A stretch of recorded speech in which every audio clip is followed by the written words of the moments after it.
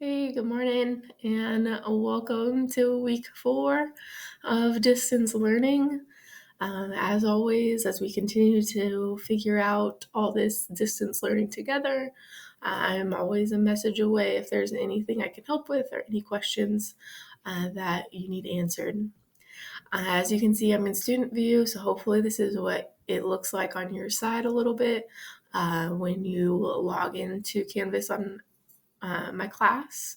You can see we're going to continue with the scientific journals this week with one more 2 days minimum. I hope you're still enjoying those, a way to process all this time and just put down your thoughts.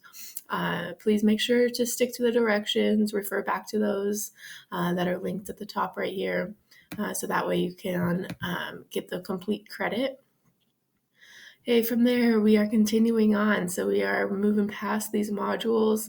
If you haven't finished any part of them, then just work on those and chip away at previous weeks before you start this week.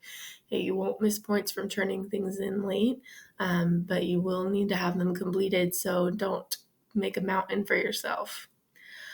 This week, hey, make sure you get that virtual field trip completed. That hopefully you had a fun time being able to at least go on a field trip that way via YouTube and learn some things about biosecurity and managing our animal health and all these different species. This week, we're going to kind of wrap up our animal systems unit with the animal health project. There's a quick form right here that you will review before you start that project. Okay, so just put your name, fill in those information using the slides, the notes, and assignments we've done previous weeks. After that, then this week you're going to start the project. It's not due until next Friday, just to give you 2 weeks of time to complete this.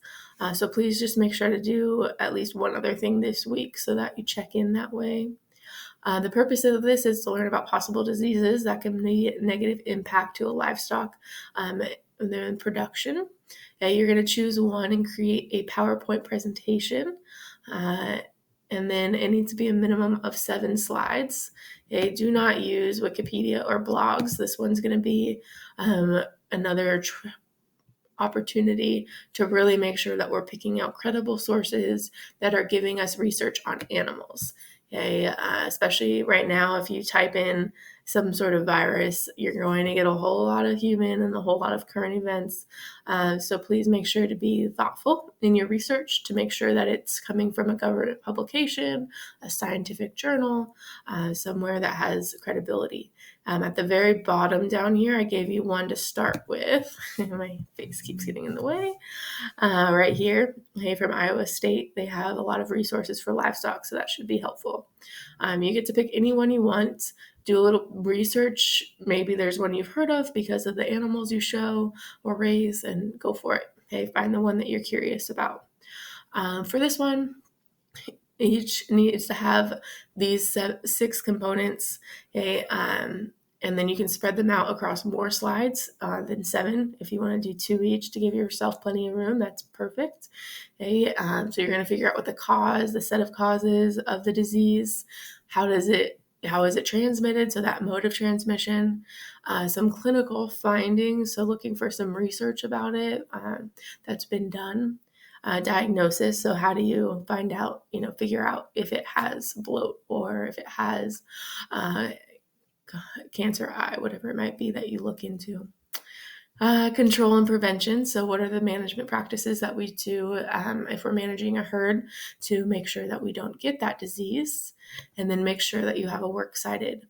Yes, 10. And there's a lot of information with this. You have 5 big components, and so 2 per each is not hard to get done. You can put that works cited on the PowerPoint. All right, my 30 seconds left before I run out of time. So then what you'll do is on that next part of the module is the same information, and then that is where you can upload your PowerPoint. Hey, if any of you have Chromebooks or on a certain platform that doesn't do PowerPoint, just let me know and we will figure out a way to get it turned in. Hey, I'm here for you, rooting for you as always, and miss you. Talk to you soon.